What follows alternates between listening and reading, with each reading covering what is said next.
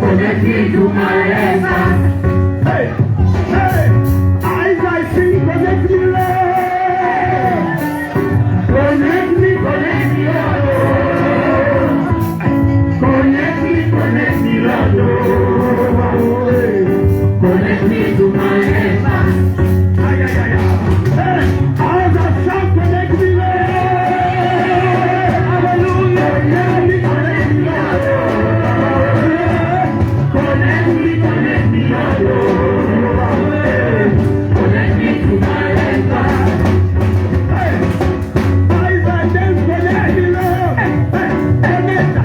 Connect me, Lord. Yeah. Connect me, Lord.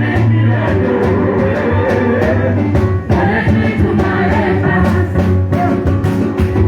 Our Redeemer, our Redeemer, hey, Jehovah Redeemer, our Redeemer, our Redeemer, our Redeemer, our Redeemer, Jehovah Redeemer, our Redeemer. Perpetuous, oh God, may you reign forever. You are the Holy One. May you reign forever. Oh, perfect Lamb of God, may you reign forever. You are the Holy One. May you reign forever. Tu peux l'adorer là où tu es. Tu peux l'acclamer. Tu peux le célébrer. Tu peux pousser les cris de victoire. Tu peux l'adorer. Personne ne lui peut le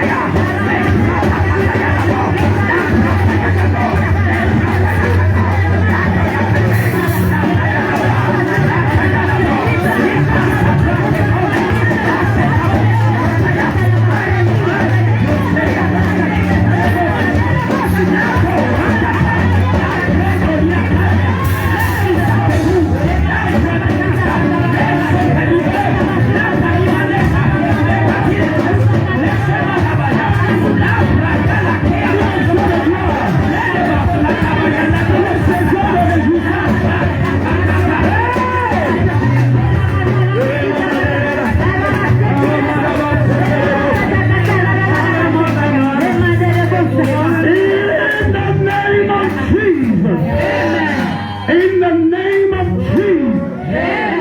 In Jesus' name. Amen. La manière d'acclamer pour que tu as reçu quelque chose.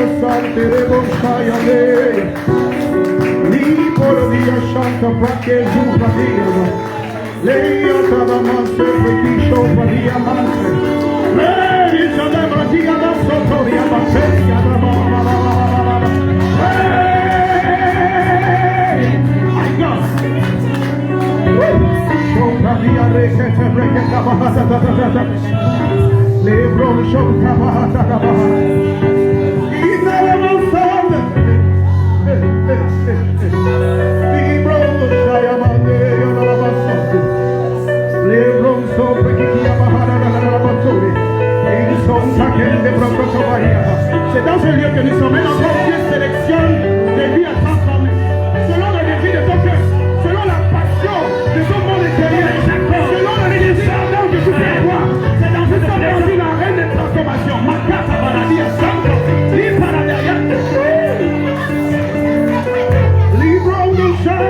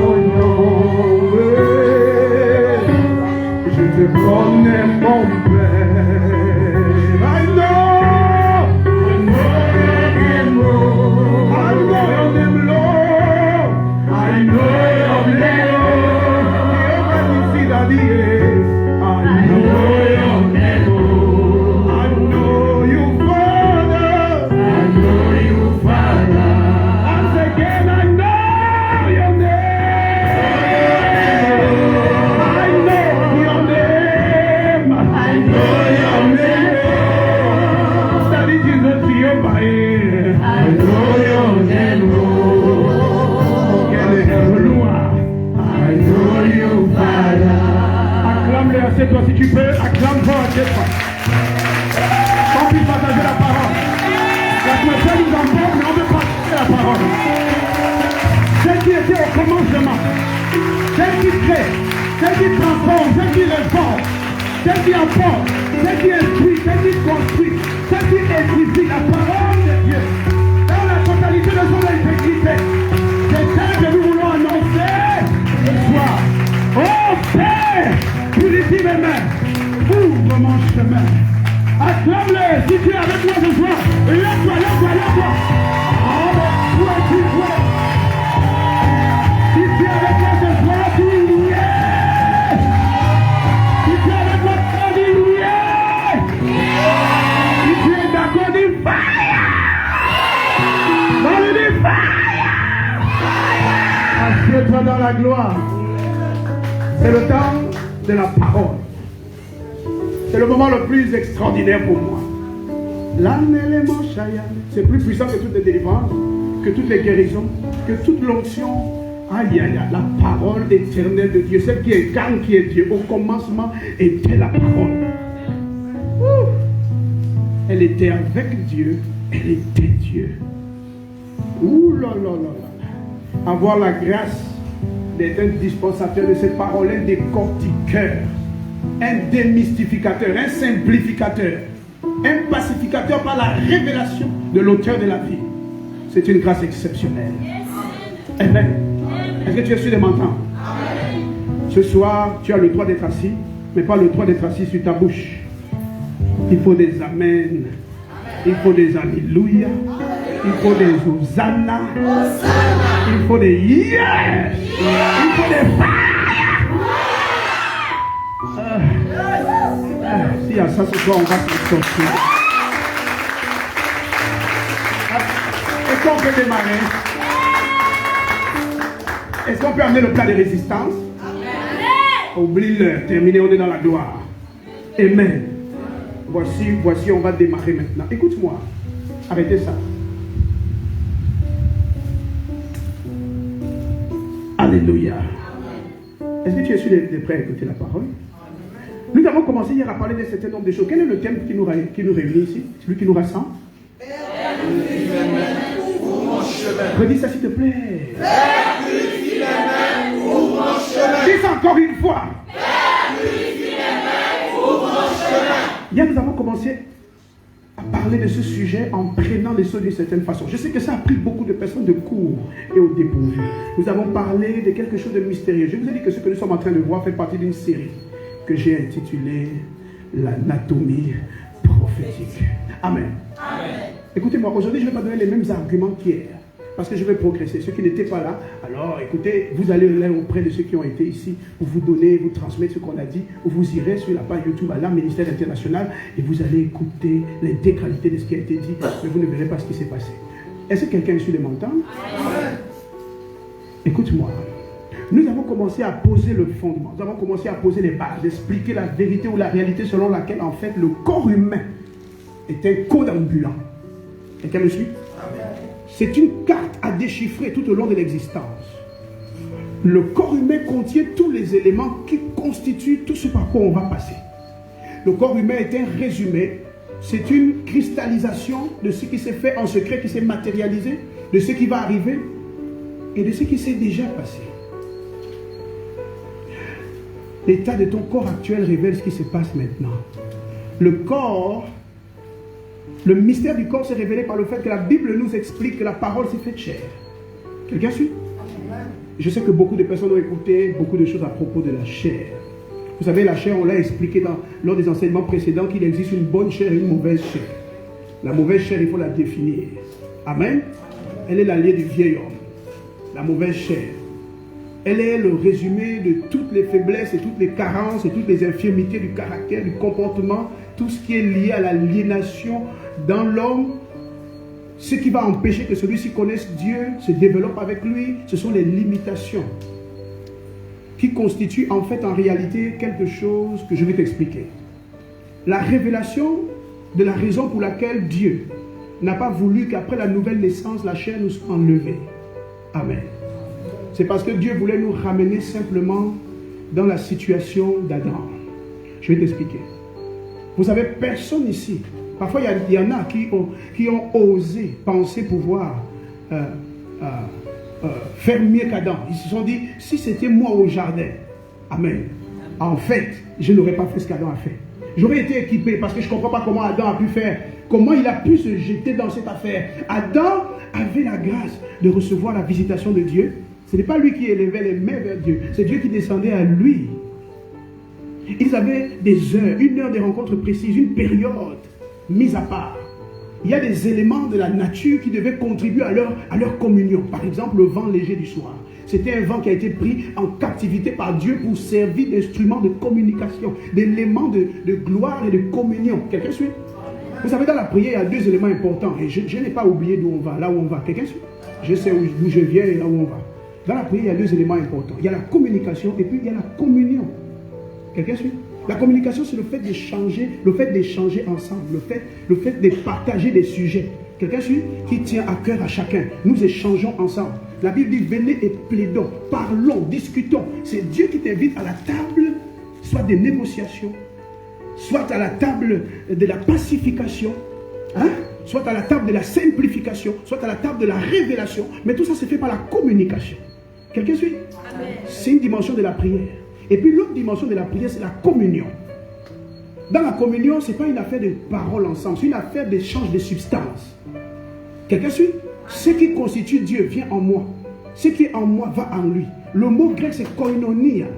Quand l'apôtre Paul dit que la grâce du Seigneur Jésus-Christ, l'amour de Dieu le Père et la communion du Saint-Esprit soient avec vous tous en 2 Corinthiens 13, 13. En fait, il est en train de parler de la koinonia. Ça veut dire échange total et partage commun. Quelqu'un suit? Donc ça veut dire que tout ce qui est en Dieu vient en moi. Tout ce qui est en moi va en Dieu. Plus je passe du temps, plus le transfert se fait. Ce n'est pas Dieu qui détermine la quantité, la qualité de la mesure de lui que tu vas avoir. C'est ton temps de communion qui va déterminer ça. Et tu dois séparer la communion de la communication. Même si l'ensemble fait la prière, il y a bien une séparation. Quelqu'un est-ce de me comprendre?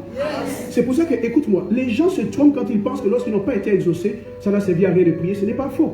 Ce n'est pas vrai du tout. C'est faux en fait. Quelqu'un me suit? Pourquoi? Demande-moi pourquoi. Parce que même si tu n'es pas exaucé, la communion a été. Parce qu'on ne prie pas que pour être exaucé. On prie aussi pour communier. On prie pour s'entendre. On prie pour évoluer. L'amour réclame la communication. Le partage des idées et des pensées. Dieu est Dieu, mais il me permet d'exprimer ce que j'ai à cœur. Il me permet de dire ce que je ressens. Parce qu'il m'a oué des sentiments. Il m'a oué d'émotions. Oué veut dire qu'il m'a fabriqué avec. Et je vous ai dit qu'une des façons de comprendre le mot oué, c'est simplement le fait d'avoir permis quelque chose. Il a permis que j'ai ces éléments. Alléluia. Amen. Pour que je puisse en jouir complètement. Tu comprends là? Yes. Donc Dieu veut que je m'exprime. C'est pour ça que devant lui, je peux pleurer, je peux parler, je peux exprimer mes craintes, je peux exprimer mes doutes, je peux exprimer des choses que peut-être j'aurais honte d'exprimer devant quelqu'un. Parce qu'avec lui, il n'y a pas de limite. Il me connaît tel que je suis. Avant que je ne dise quoi que ce soit, il sait exactement ce que je vais dire. Pourquoi alors il a besoin que je parle? Parce que la communication a une valeur d'association. Et la Bible dit que depuis que nous sommes nés de nouveau, nous sommes devenus héritiers joints avec Jésus. Quelqu'un suit? Donc nous sommes devenus associés au genre ou du genre divin. Et à chaque fois que l'on va communiquer avec Dieu dans la prière, on renforce cela. Quelqu'un suit? Et à chaque fois que l'on passe du temps avec lui, on échange. Quelqu'un suit? Donc la mesure de gloire de Dieu que tu vas transporter dépend du temps que tu vas passer avec lui. Donc il n'y a pas que l'affaire de l'exaucement. Arrêtez de réduire la prière à une pratique au service de l'homme pour les biens de l'homme. Non, la prière est une ancienne invention divine, mise au service de l'homme pour atteindre les objectifs de Dieu, afin que l'homme choisi atteigne sa destinée, arrive à sa destination. Ça veut donc dire que Dieu a créé cette pratique, l'a mise à ma disposition, afin que par elle, j'atteigne les objectifs qu'il s'est fixés pour moi. Quelqu'un suit? Ce n'était pas pour que moi, je me serve de lui par ce moyen. Donc c'est pourquoi d'ailleurs, la prière fait partie de ce que la Bible appelle dans le livre de Pierre, dans l'épître de Pierre, le premier épître, les victimes spirituelles que nous offrons à Dieu. Quelqu'un suit? L'autre mot pour victime, c'est sacrifice. La prière fait partie de ces éléments. Est-ce que quelqu'un suit de m'entendre? Ça veut dire que la prière, c'est pas quelque chose seulement qu'on pratique pour être avec Dieu, c'est aussi quelque chose qu'on lui offre. Tu vois? Il y a une dimension offrande dans la prière. Donc si tu vois la prière que comme une plateforme de demande et de requête, c'est que tu as été très mal enseigné sur la question. Il y a la dimension de la communication, c'est dedans qu'on peut avoir des requêtes et tout ça, mais il y a la dimension de la communion, c'est là qu'il y a des échanges de substances. C'est un problème de santé. Oh, dans mon corps, il y a telle douleur. Oh, ça peut juste être effacé si tu passes un peu de temps dans sa présence. Est-ce que quelqu'un suit de m'entendre? C'est très dangereux de voir cette pratique qu'on appelle la prière comme étant un simple moyen d'atteindre nos objectifs dans la vie. Ok? Au début, la prière était un moyen de communication, de communion. Après, Dieu a ajouté des prérogatives. Ça veut dire Dieu a ajouté à la prière d'autres éléments, d'autres fonctionnalités. Il a ajouté au fil des temps. Parce que la vie sur terre s'est dégradée. Donc la prière est aussi devenue, si vous voulez, la prière est devenue en quelque sorte un instrument dont Dieu se sert pour sortir les hommes de la souffrance. C'est pourquoi Jacques a dit au chapitre 5, quelqu'un parmi vous est dans la souffrance, qu'il prie. Ça veut dire que la prière est un remède à la souffrance. Mais ça ne veut pas dire que la prière n'est que pour les gens qui souffrent. C'est pourquoi dans 1 Thessaloniciens chapitre 5 au verset 16, la Bible dit soyez toujours joyeux, je vous le répète, soyez joyeux. Verset 17, priez sans cesse. Et là, ça ne s'adresse pas aux gens qui souffrent. Jésus ne souffrait pas, mais la prière faisait partie de sa vie quotidienne. Il ne souffrait pas. Donc attention, si la prière était un remède à la souffrance, elle n'est pas que pour les souffrants. Quelqu'un suit? Donc il faut éviter de développer ta vie de prière quand tout va mal. Tu dois prier quand tout va bien. Ok. Je suis le mot. Est-ce que ma voix te parvient? Parce que si tu parviens à prier quand tout va bien, tu accumules assez de puissance, de révélation, assez de substance pour que tu puisses tenir lors des temps difficiles. Rappelle-toi, Matthieu 25, la parabole des vierges folles, des vierges sages, les folles et les sages. Qu'est-ce qui a fait la différence? C'était l'accumulation de l'huile. Il y en a qui ont accumulé assez d'huile. Et au temps de la disette, au temps de la détresse, au temps des ténèbres, ils avaient assez d'huile pour tenir dans la lumière. Tu dois économiser la parole pour qu'au temps de la détresse, cette parole devienne une forteresse qui te protège. Tu comprends ça? Et c'est pareil aussi pour la substance et la puissance. Il faut en accumuler. Quelqu'un suit de m'entendre? Si tu n'accumules pas autant de bonheur, ça va être dangereux autant de la douleur. Quelqu'un suit? La Bible en parle dans la parabole vous voyez la vision de Pharaon que Joseph a interprété, les 7 années de vaches grasses et les 7 années de vaches maigres. Ça veut dire que la graisse supplémentaire dans les vaches grasses était pour ajouter du poids aux vaches maigres. Ouais. C'était pour ajouter du poids. Parce que quand on parle de gras, en fait, le gras c'est le surplus, et ce surplus, la Bible souvent parle contre le surplus. Quelqu'un suit? Amen. Ce surplus est négatif, c'est la mauvaise chair. C'est celle qui était retirée avant que l'animal sacrifié ne soit une offrande agréable à Dieu. Il fallait retirer ça. Ce surplus-là doit être mis de côté. Et avec ça, on fabrique beaucoup d'éléments. Avec les graisses. Il y a beaucoup de choses. On a de l'huile dedans. On a des accélérateurs de feu à partir de ça. Lorsqu'on le concentre. Donc, tu vois, quand c'est mis à part, au temps de la détresse, cette huile peut te servir. Cette graisse n'est plus un obstacle. Ce n'est plus quelque chose contre quoi Dieu s'insurge. Ça devient une solution à ta problématique. Quelqu'un suit un peu? Je ne me suis pas égaré, je sais de quoi on parle. Je voulais vraiment donner une parenthèse sur ce point-ci. Je crois que ça t'a aidé à corriger quelque chose. Je vois ta vie de prière évoluer ce soir. In the name of Jesus. La parole s'est faite chair. Je te pose une question. On peut faire un exercice rapide? On va voir celui qui répond vite, il va avoir peut-être 500 000 francs, 10 000, 5 000, ou bien 100 francs, on ne sait pas. Ou rien, mais une parole. Écoutez-moi bien. Le monde spirituel a des réalités fortes. Si vous voyez tout de suite un dragon qui entre, un dragon, vous allez avoir peur. N'est-ce pas? Si vous voyez un homme qui entre, vous n'aurez pas peur. Si un démon prend la forme d'un dragon, vous aurez peur. S'il prend la forme d'un homme, vous aurez moins peur. Vous voyez, c'est la guerre de l'image. Dans le monde spirituel, tout ce qui se rapproche de l'homme est plus puissant que ce qui s'éloigne de lui. Dans le monde spirituel, tout ce qui se rapproche de l'homme est plus puissant que ce qui s'éloigne de lui. Donc plus une forme est extraordinaire, moins elle est puissante. Et plus une forme se rapproche de ce qui ressemble à l'homme, plus cette forme est extraordinaire.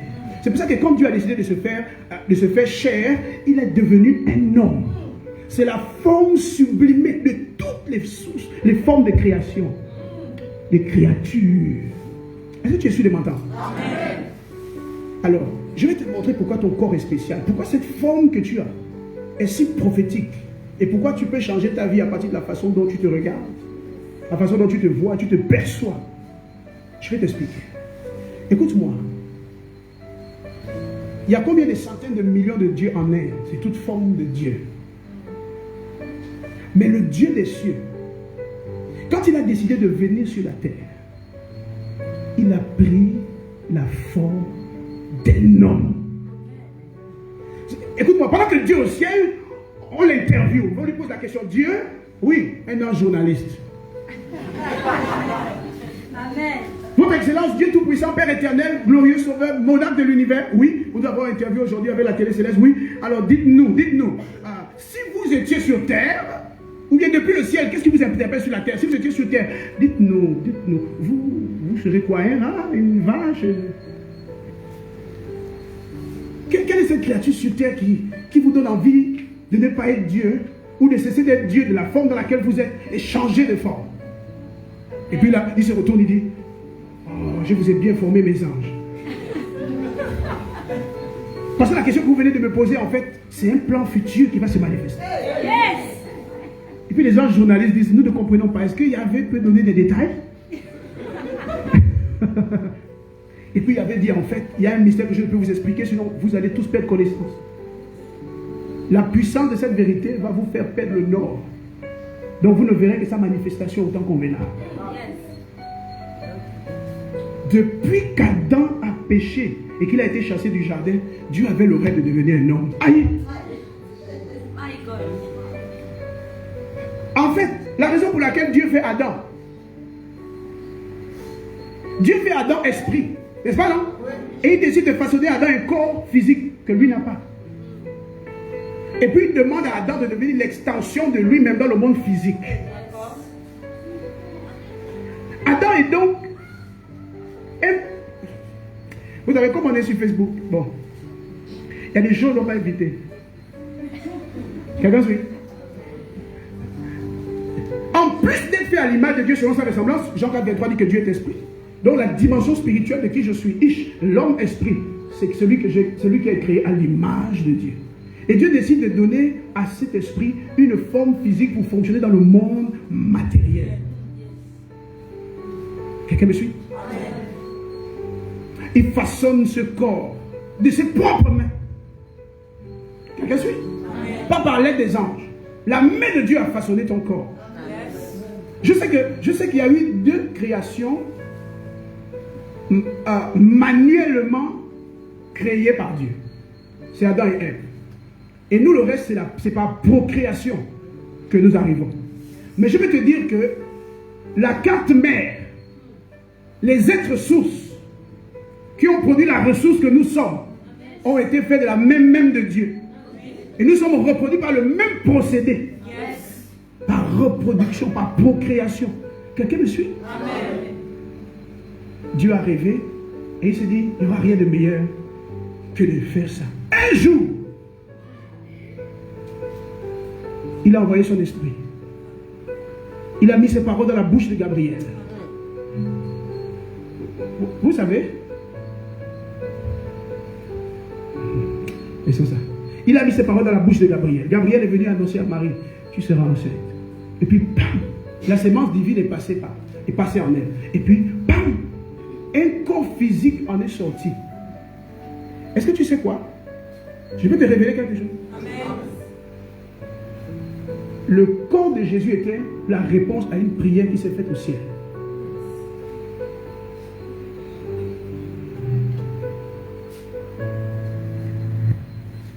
Le psalmiste a dit prophétiquement, le psalmiste David a dit prophétiquement, et Pierre en a parlé dans Acte 2, au jour de la Pentecôte, quand il a expliqué magistralement le sens de ce que Jésus a fait. Amen. Il a repris le texte du psaume de David. Il a dit, tu m'as formé un corps pour faire ta volonté. Ce que le texte ne te dit pas vraiment, c'est qu'en fait la volonté de Dieu était que l'homme soit sauvé, mais il n'y avait pas de moyen d'accomplir le salut en question. Amen. De même qu'au commencement, Dieu était Dieu, mais il n'y avait pas de moyen pour lui de contrôler le monde matériel. Il a voulu donc s'étendre, il a voulu créer une version de lui-même qui pouvait être physique. Donc il a sorti de son esprit, l'esprit de l'homme, il a mis dans un corps pour devenir l'extension de Dieu dans le monde matériel, avec l'image que Dieu lui-même aurait rêvé d'avoir. Je ne sais pas si quelqu'un me suit.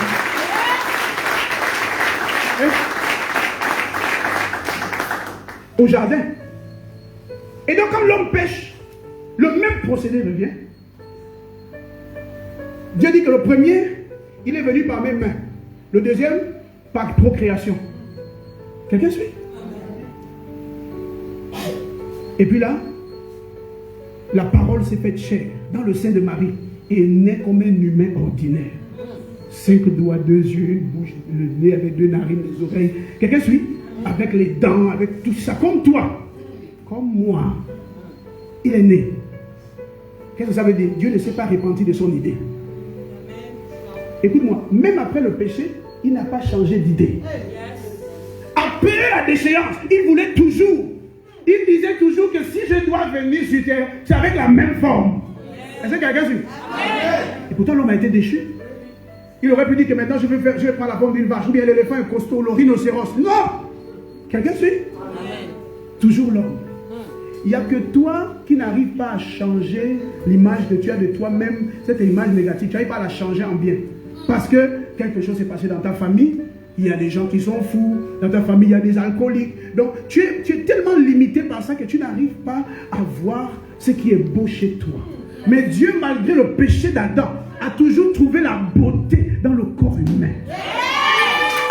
Ouais. Il a toujours trouvé la beauté. Il ne s'est pas repenti. Il a changé de plan, mais pas de rêve.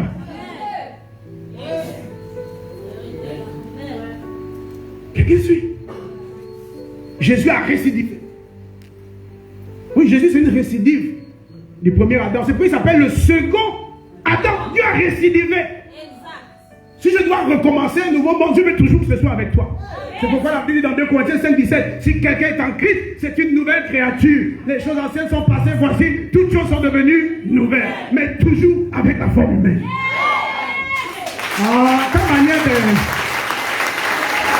Ah. Je suis fier d'être un homme. Je ne suis pas un rat, je ne suis pas une souris, un rhinocéros, un éléphant. Je suis un homme fait à l'image de Dieu, selon sa ressemblance, sculpté dans la terre de sa création. Quelqu'un suit? Par les doigts de l'artisan en chef, l'Éternel lui-même. Est-ce que tu vois?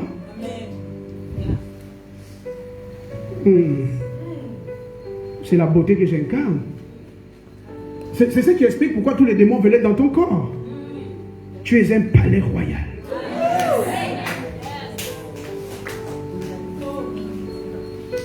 Oui. Tu es d'une beauté dont Dieu a fait le rêve. Et s'est levé, l'a matérialisé. Tu n'es pas une erreur de calcul de tes parents. La Bible dit, chérie, on a brûlé le truc. Tu es sorti, ce n'était pas une erreur. Et ils se sont trompés, mais Dieu avait calculé. Ah, si quelqu'un m'entend. Oh, ta manière d'amener ne me plaît pas.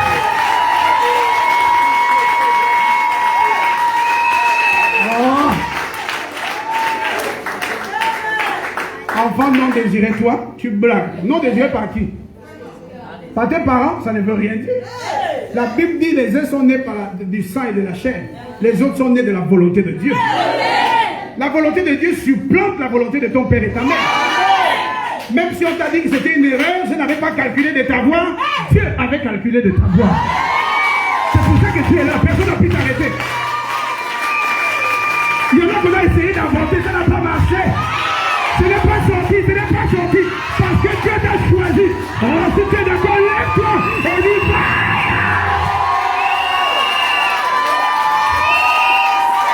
Assieds-toi, assieds-toi.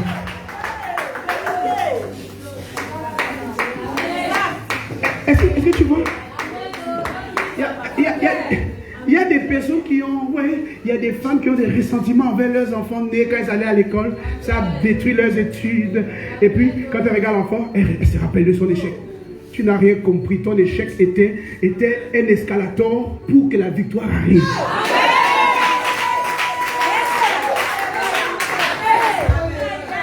Écoutez-moi, les choses de Dieu, ce n'est pas des choses des hommes.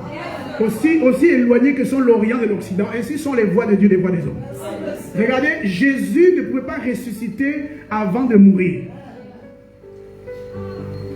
Il y a eu un échec. Dieu n'a pas réussi à faire sauver le monde sans que Jésus ne passe par l'humiliation de la mort. C'est un échec. Jésus est mort, c'est un échec. Mais c'est un échec qui était juste une petite mort. C'était un échec stratégique pour la victoire totale. Pour la victoire totale. La victoire finale. Quelqu'un suit? Vous avez joué au damier. Tu laisses manger un pion et puis tu arrives jusqu'à la dame. C'est un coup de maître. Tu comprends ce que je te dis? Un coup de maître. Un coup de maître. Oui, un coup de maître. C'est pas un calcul humain. C'est un coup de maître. Écrit. Parce qu'au ciel, il y a aussi des pièces de théâtre. Dieu s'entend avec le Père en secret. Et puis, on dirait qu'ils ne s'entendent pas en public. Ce sont des choses stratégiques. Jésus dit, mon Père,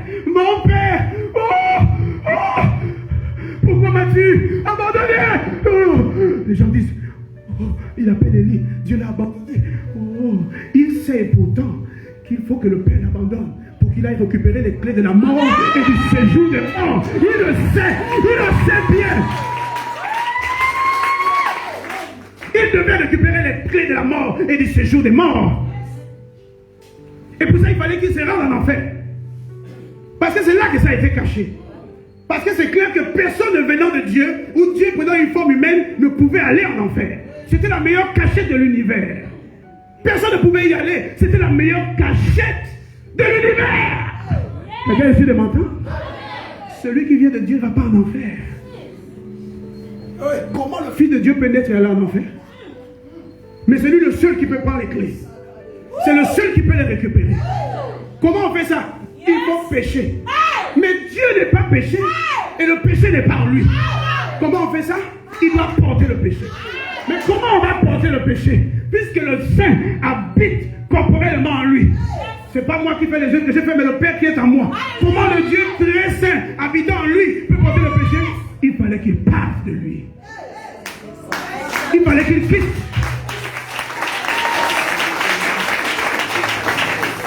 Il fallait qu'il se sépare un instant. Et pour ce petit moment, il n'a pas supporté. Il était au courant. Ils ont tout prévu ensemble. Mais il n'a pas supporté. Il dit, oh, Eli, Eli, là-bas, sabachthani. Tu vois ça? J'appelle ça du théâtre divin. Monsieur, vous savez exactement que sans cet abandon, vous ne pouvez pas aller en enfer.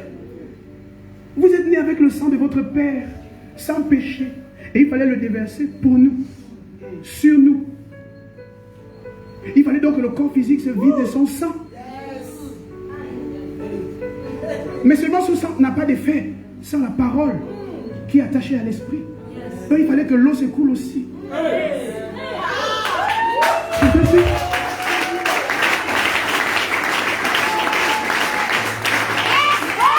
Il n'y a pas une personne qui peut être sauvée avant que l'évangile de lui ait fait prêcher. La Bible dit alors comment ils seront sauvés si personne ne prêche. Nous devons prêcher pour qu'ils soient sauvés. Parce que le sang n'a pas d'effet s'il n'y a pas l'eau.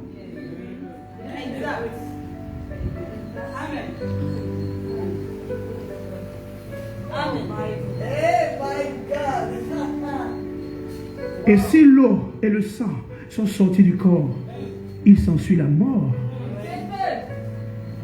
Et puis ils ont trouvé une idée. On va essayer de faire en sorte que tu meurs de toutes les formes de mort possibles. Et comment ça? Oui, tu vas mourir de la rage, tu vas mourir du sida, tu vas mourir de tétanos, tu vas mourir de cancer. Père, comment on va faire ça? Attends, on va te clouer. Tu sais, quand les clous, on va prendre des clous pourris, mais bien solides. Ça te donne tétanos, tout ça. Ok.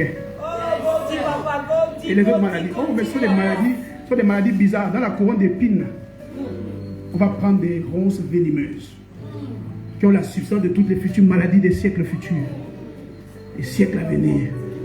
Chaque piqûre de la couronne d'épines sera une maladie que tu vas vaincre. On va poser ça sur ta tête.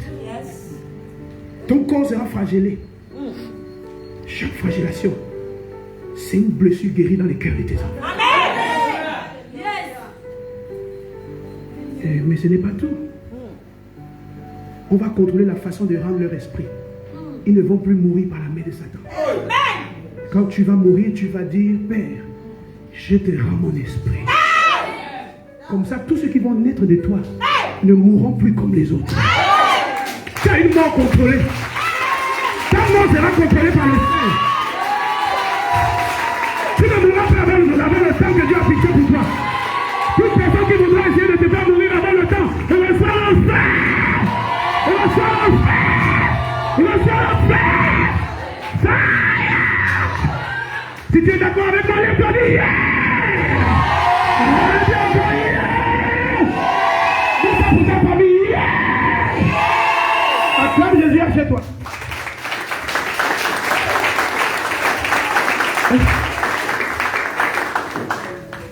Est-ce que tu es sûr de m'entendre?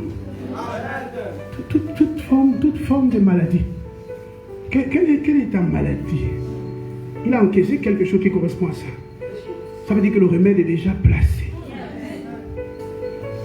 Vous voyez, c'est le seul médecin qui a découvert les antidotes avant même que les venins n'existent. Le mal n'existait pas encore. La Bible dit, par ces maîtrissures, vous avez été guéris. Donc moi, je n'étais même pas encore malade. Il m'a dévancé dans le temps. Il m'a fait tomber malade dans le futur. Il m'a guéri. Et puis il est retourné dans le passé. Et quand je tombe malade au présent, je suis guéri dans le futur. Tu as compris l'équation là? C'est pour ça aussi que si un enfant de Dieu meurt malade, ce n'est pas mauvais. Parce qu'en fait, on est déjà guéri dans le passé, dans le présent et dans le futur. Parfois, le futur représente simplement le ciel. Il y a des gens qui meurent malades pour payer un prix pour d'autres. Quand Élisée est mort malade, il devait susciter un réveil à travers un mort qui devait revenir à la vie. Quelqu'un essaie de me comprendre?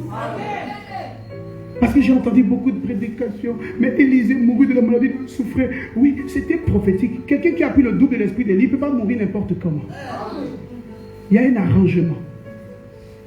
Il y a des hommes de Dieu qui meurent avec AVC et les gens disent qu'ils n'avaient plus Dieu. Non, il y a des arrangements. Parfois, c'est lui qui va enlever l'AVC de sa lignée pour toujours. Amen. Oui. Oui. Oui.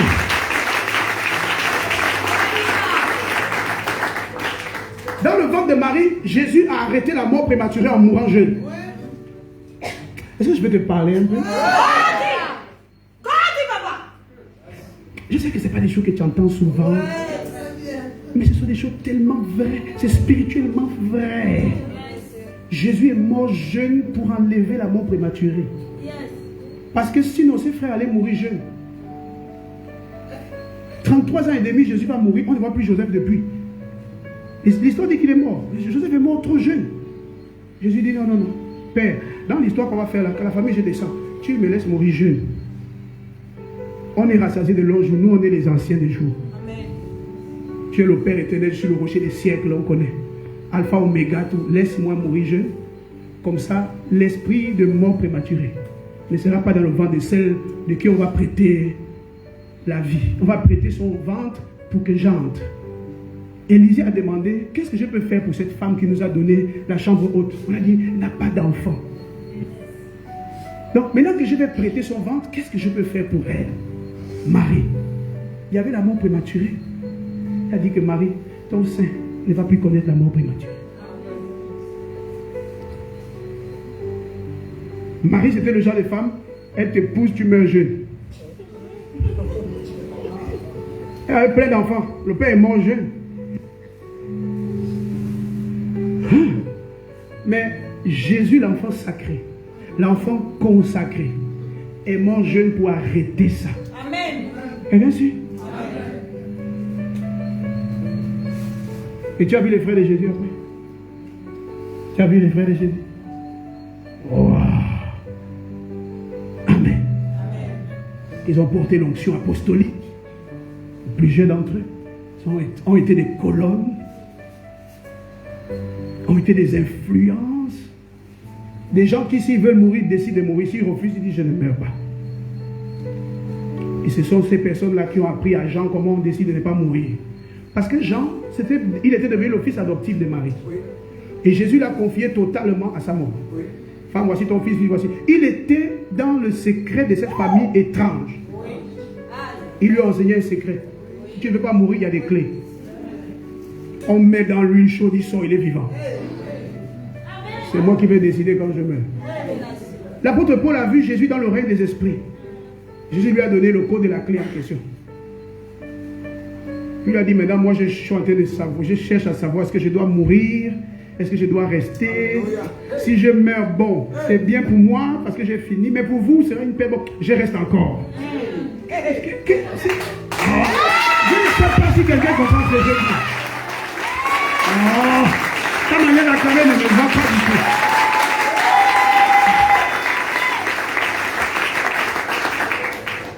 Il y a un ensemble d'éléments mystérieux dans cette famille. Mais Dieu, ce que je retiens, a pris la forme d'un homme. Vous savez, je pouvais m'arrêter là et puis arrêter de crier la nuit. Oh! C'est ce que je fais parfois la nuit, je confesse. Oh! À 3 h du matin. Oh! Oh! Parce qu'il y a des choses incroyables. Il y a des choses. Je me suis dit, le père a confessé qu'il aime trop l'homme, il aurait voulu être comme lui. Le fils a confessé, il s'est fait cher. Mais le Saint-Esprit, Jésus a dit, bon, je ne peux rien. Lui, quand il prie, on l'exauce toujours. Je vous enverrai un autre consolateur. Allos Paraclétos, exactement comme moi. Saint-Esprit, troisième personne de la Trinité, dit aussi, moi aussi je veux le corps.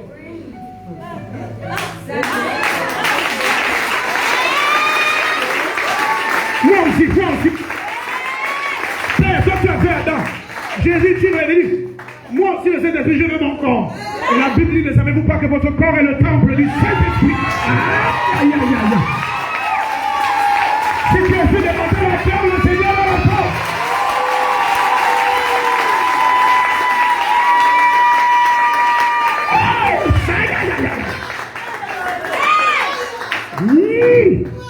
C'est ça qui me fait crier.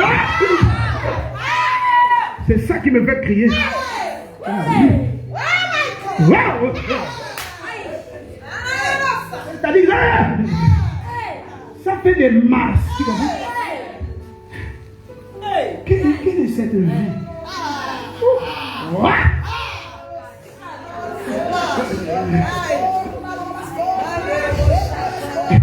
Aïe. Écoute, c'est quoi cette vie? Le Saint-Esprit revendique aussi un corps. Le Père a confessé, j'aime le corps humain. Le Fils a confessé, j'aime le corps humain. Le Saint-Esprit a confessé, j'aime le corps humain. Il n'y a que toi qui n'aimes pas ton corps.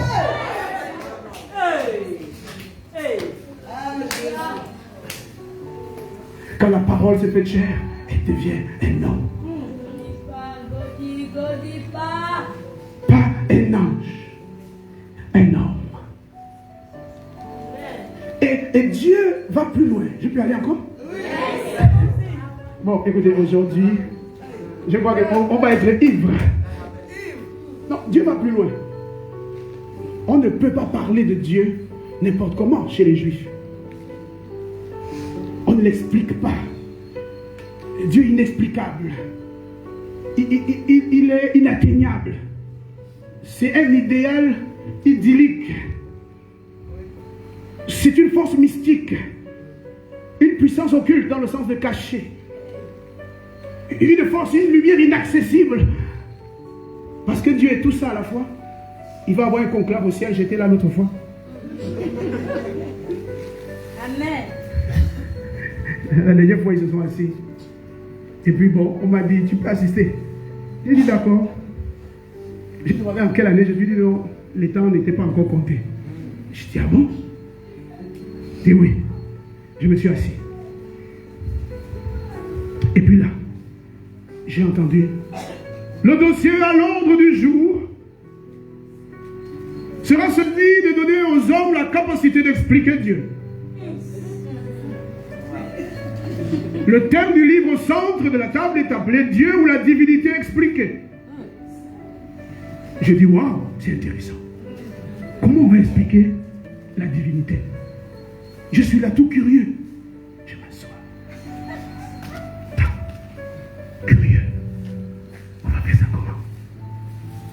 Et qu'est-ce que Dieu va me prouver aujourd'hui? Je suis curieux, j'attends. Les sages commencent. 4 êtres vivants, 24 vieillards. Il y a des êtres, des gens inconnus dont la Bible ne parle pas. Des êtres incroyables, d'autres sont suspendus au-dessus de la table. Mais on me dit qu'en fait ils sont assis. Je dis comment ça? Bon, bref.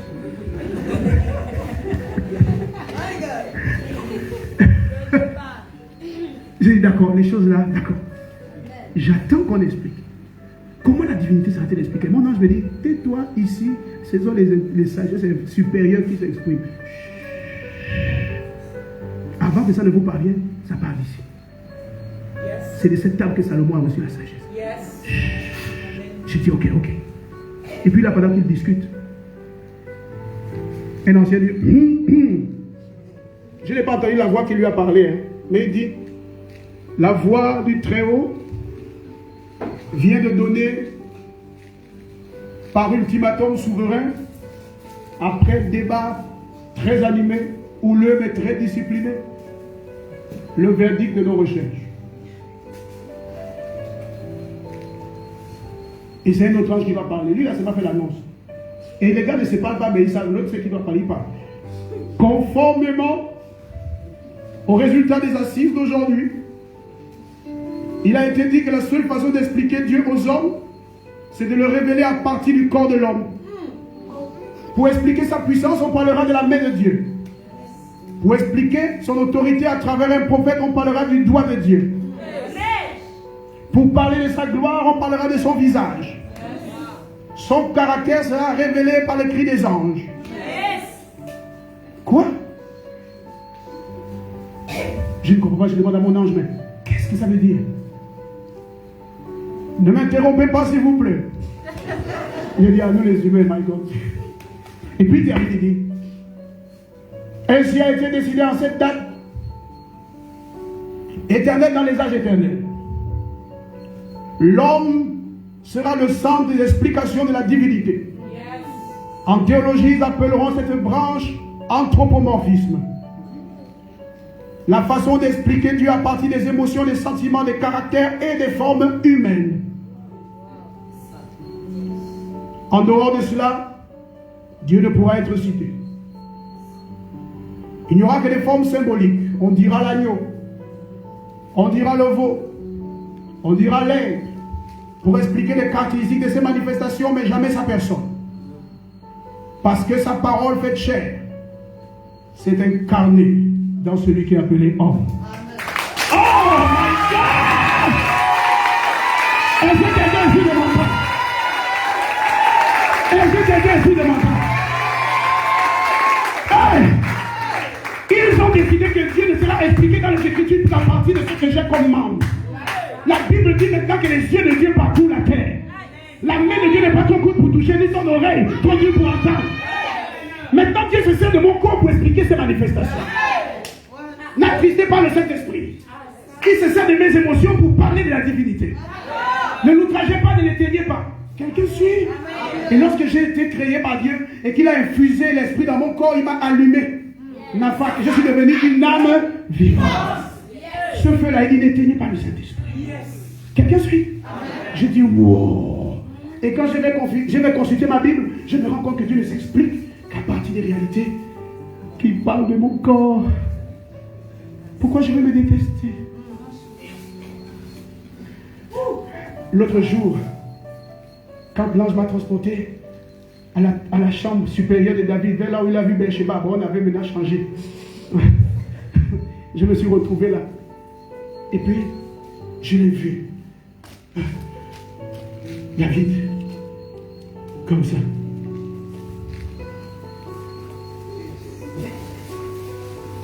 Qu'est-ce que David a dit? Qu'est-ce qu'il a dit ce jour-là? Je te loue, oh Dieu, de ce que je suis, une créature si merveilleuse. La révélation de ce cri de David a été à l'origine de la cité des merveilles. Amen.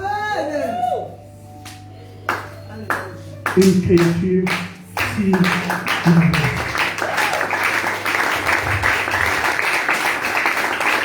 Je te loue, oh Dieu, de ce que je suis une créature si merveilleuse. Je ne suis pas une créature merveilleuse.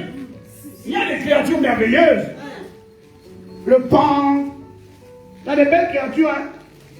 Les lucioles. Il y a des oiseaux colorés. Il y a toutes sortes de belles choses. Hein? Ça, c'est merveilleux.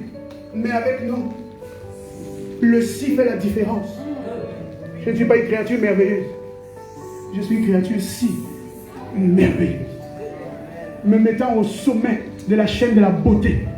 Dans l'ordre de l'humanité. Au sommet de quoi? La chaîne de la beauté.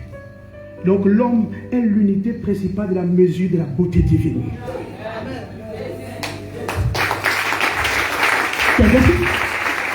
Qu'est-ce que reçu? L'homme est devenu l'unité principale de la mesure de la beauté divine. C'est une nouvelle mesure. Ça vient d'être créé. En bas, écrivez Alex Allard. Est-ce que tu peux acclamer?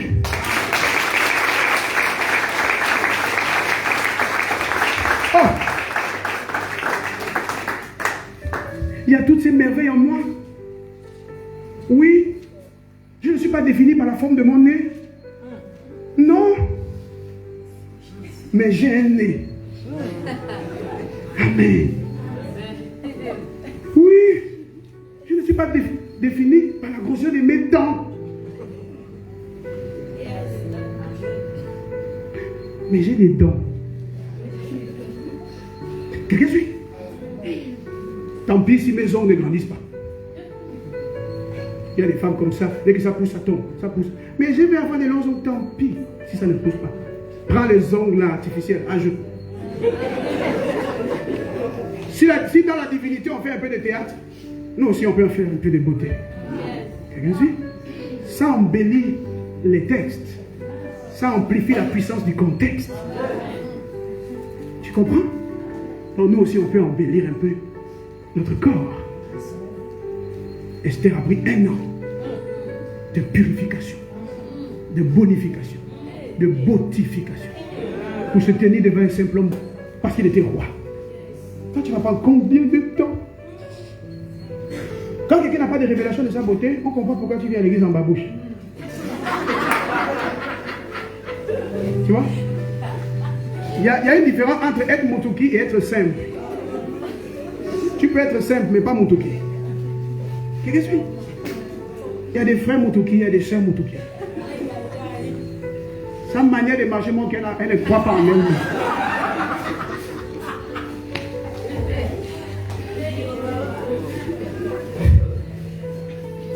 Un esprit lui dit dans son oreille que si tu marches bien, tu es orgueilleuse. C'est un démon. Ouais. C'est l'aîné de leur famille. Tu es une créature si merveilleuse. Par les fonctionnalités de ce qui te caractérise. Ton corps est le plus grand centre d'information de tout l'univers. Quelqu'un suit? Oh my God.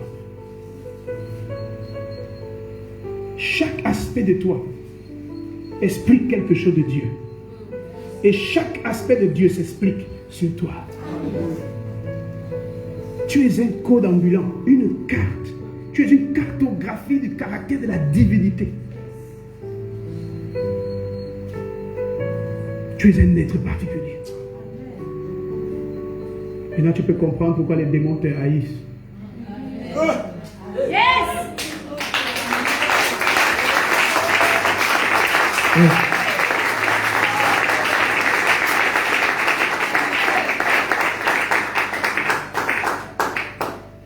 À chaque fois que tu veux te rapprocher de l'idéal de la beauté de Dieu dans ton caractère, en plus d'être cette créature si merveilleuse, ils ne veulent pas.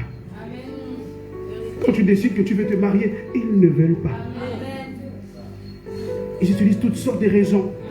Ils évoquent la loi de la puissance du péché. Ils évoquent la loi de l'hérédité. Ils évoquent la loi de la propre responsabilité. Parfois, ils falsifient la loi de la souveraineté. Quelqu'un m'entend? Ils falsifient. En te faisant croire que ce qui n'est pas bien là, c'est la volonté de Dieu. C'est Dieu qui veut que tu sois comme ça. Il y a des gens qui ont croupi en croyant à ces âneries, à ces inepties diaboliques. Ces prophéties autoréalisatrices. Est-ce que quelqu'un voit? La vraie nature du diable est déchue. L'entièreté de sa puissance est sous tes pieds. S'il est déchu et que sa puissance est sous ton contrôle, ça veut dire que maintenant, tu as le pouvoir. Tout ce qu'il fallait faire, tout ce qu'il fallait mettre en mouvement, tout ce qu'il fallait mettre en branle pour que on arrive à avoir cette domination, cette supériorité et que l'on ait le droit de l'exercer, c'était difficile. Jésus a dit, je vais descendre et je vais l'accomplir. Je vais descendre et je vais leur donner les bénéfices de mon sacrifice. Et celui qui va croire sera sauvé par la grâce au moyen de la foi. Sera ajouté à ma famille et deviendra mien. Il sera héritier de Dieu, co-héritier avec moi. Pas 50-50, 100%, 100%.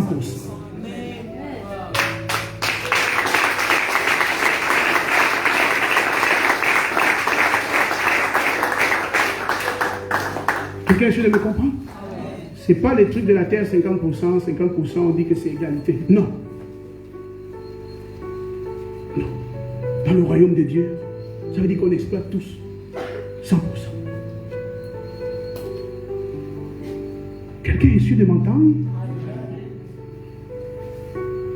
C'est pour ça que je refuse de croire que je suis une erreur. Et tu fais mal de croire cela. Je refuse de croire que le diable détient ma famille. Il ne la détient pas. Il y a quelque chose que vous ne savez pas et je vais finir avec ça pour aujourd'hui. Demain, je vais aller encore. Écoute-moi. Écoute-moi. Il y a quelque chose que vous n'avez pas bien compris. En fait, Jésus n'était jamais mort pour les chrétiens. Il était mort pour l'humanité. Jésus est mort pour l'humanité. Ça veut dire que quand Jésus est mort, suis-moi. Quand Jésus est mort, quand il est allé dans la mort, il est allé avec l'humanité. Dans la mort. Mais quand il est sorti de là-bas, il n'est pas sorti avec toute l'humanité. Quelqu'un me suit? Toute l'humanité n'est pas sortie. Maintenant, c'est quoi la nouvelle naissance? C'est quoi quand quelqu'un naît de nouveau? Quand quelqu'un reçoit Jésus, qu'est-ce qui se passe? C'est que comme l'humanité est allée avec Jésus dans la mort, tout le monde est spirituellement mort sans Christ. Il a pris toute l'humanité qui était déjà vendue au péché pour cacher l'humanité dans la mort. Cacher l'humanité dans la mort. Pour ressusciter en premier, pour ouvrir le chemin qu'il a ouvert par ses mains clouées à la croix. Et maintenant, tous ceux qui naissent de nouveau sortent de la mort et viennent le rejoindre de l'autre côté du chemin.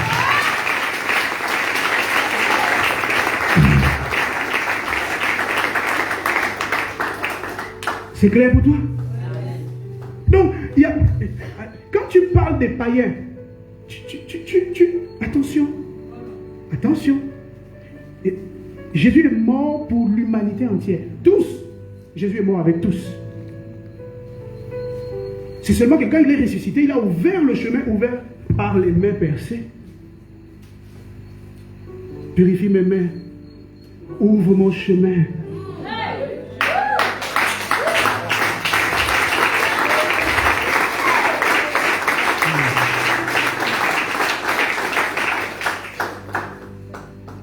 Depuis lors, le chemin du salut est ouvert.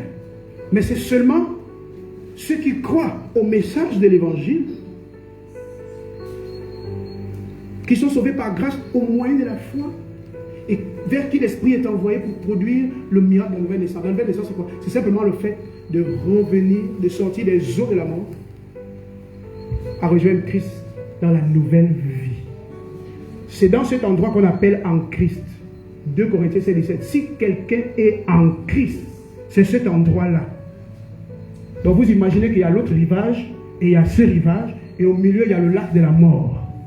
Quand Jésus est arrivé dans l'humanité, il est né là-bas, et il a amené tout le monde là dans l'eau, pour les cacher. Pas pour les tuer, ils sont cachés dans la mort. C'est une stratégie divine. Et ils attendent tous, ils sont en train de crier, le Sauveur, mais eux-mêmes ne sont pas conscients. Ça s'écrit. Comment la voix crie? Il y a quelque chose dans chaque homme qu'on appelle le sens de l'éternité. Quelqu'un suit? Chacun pense, où irai-je après la mort? C'est dans le canevas, c'est dans le package des 5 questions les plus puissantes du monde. Où irai-je? Vous connaissez les 5 questions? D'où est-ce que je viens? Qui suis-je? Pourquoi est-ce que je suis sur la terre? 4. Maintenant que je suis là, que faire? 5. Où irai-je après ici? Et 5 questions qui tourmentent l'humanité. Donc quand l'homme arrive au 5e niveau de la question, il se demande la vie après la mort. D'autres se demandent ça à 15 ans, d'autres à 12 ans, d'autres à 50 ans, d'autres à 70 ans. Tout le monde n'atteint pas la maturité spirituelle dans le sens intellectuel, réflexionnel au même moment. Donc c'est pour ça qu'il ne faut pas persécuter les gens pour le salut. Il faut les persuader pour le salut. On les persuade avec un évangile intègre, puissant et oint par l'Esprit de Dieu. Quelqu'un suit? Et par le fait que Dieu confirme sa parole, par des signes, prodiges et miracles. Quelqu'un suit?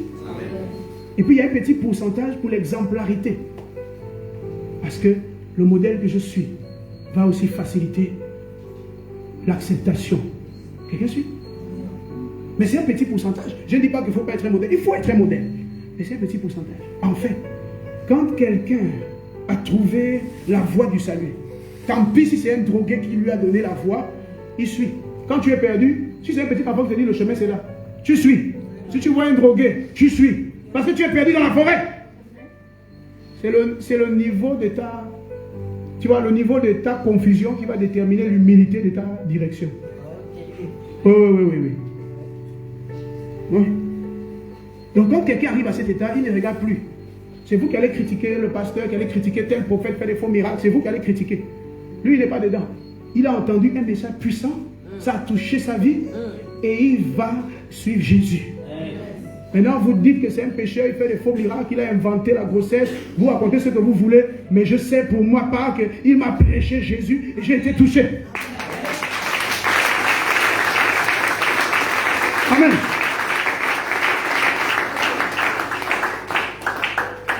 Les gens ont dit à l'aveugle de naissance, qui a fait ça?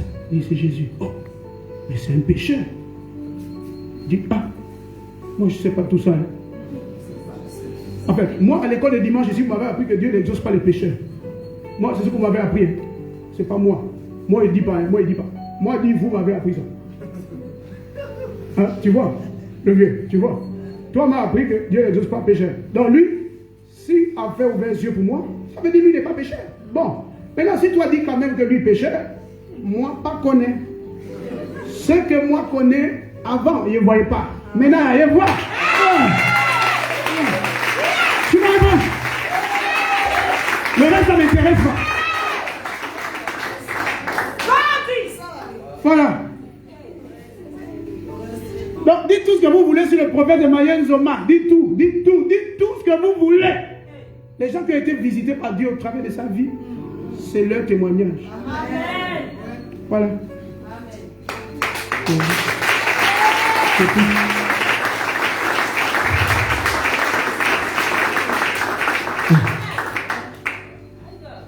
Les choses... Bref. Une créature si merveilleuse. C'était le prophète Allah. Que Dieu te bénisse en abondance. Shalom. Que Dieu vous bénisse. Ce soir, nous avons avancé sur notre sujet. Nous n'avons pas terminé. Demain, nous serons ici. Que Dieu vous bénisse et nous croyons que ce message va vous électrocuter dans la gloire de la croissance dans les choses de Dieu. Que Dieu vous bénisse. C'était le prophète Allah depuis Port-Gentil. À Bocaquet-Sylvie, après la clinique femme, mère et enfant, des bas de pont de fer. Juste à votre gauche, c'est la cité des merveilles, la seule église dans le coin. Shalom. Moi, Dieu vous bénisse.